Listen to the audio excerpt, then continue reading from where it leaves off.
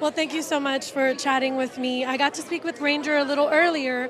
We were just talking about grief in the holidays and the purpose behind our pain. And I have lost several children. I have my miracle baby now.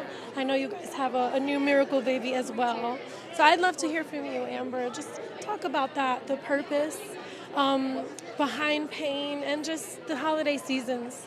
Well, the Bible tells us that everything that we go through it has purpose and it has meaning, and it is preparing us for an eternal weight of glory that we have no idea. We can't see what God sees. He sees His ways are exceedingly abundantly higher than we could ever imagine, and just to know that with Him we can do anything, and things feel impossible when, just through man, but with God you can do anything, and that He is working all things out for good for those who love Him and are called according to His purpose. And if it's in the holiday season and there's an empty chair at your table, just know that you can take the next step forward and just keep going, because there is purpose and meaning through your pain, and God will carry you when you can't carry yourself. Amen. And I know that's the truth.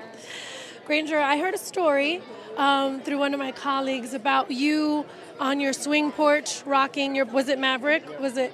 So I just think of that. We're here now because you happen to be holding your miracle baby in your arms. Yeah. You read the script and you agreed to be a part of this. Talk about that, like really just thinking of that thought.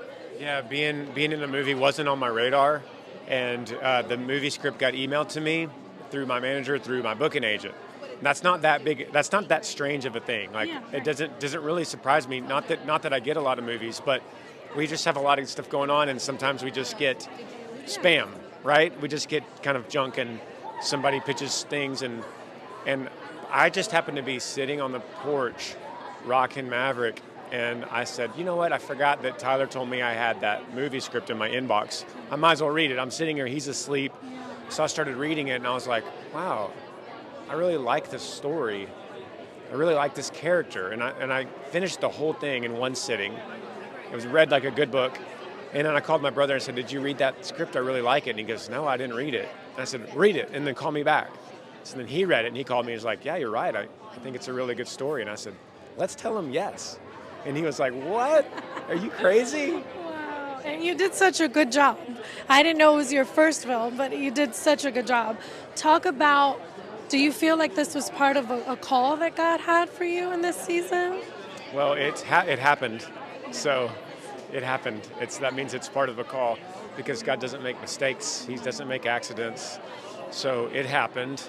So the question I have to ask is, why was this the call? What do I need to walk in with this? What do I need to do for your kingdom with this calling? Not mine, not my own platform, not my own Hollywood aspirations. What are you looking for me to do with this specific calling? Any insight to that, what that could be? Well, I'm talking to you, and you lost 3 children, Yeah. and you have a miracle baby. And we had a conversation today about healing and restoration. And if all this movie and all this hype and everything was only for me and you to talk about your babies and your miracle baby and my babies, then it's all worth it. Amen. Amber, how do you want people to walk away from this film? Just like I said earlier, that we are told by Jesus that we will face trials in this earth, but that everything has a purpose, and that we can just take the next step forward, because I promise that nothing we face in this life can compare to what we're going to see when we meet Jesus. So just keep taking that next step.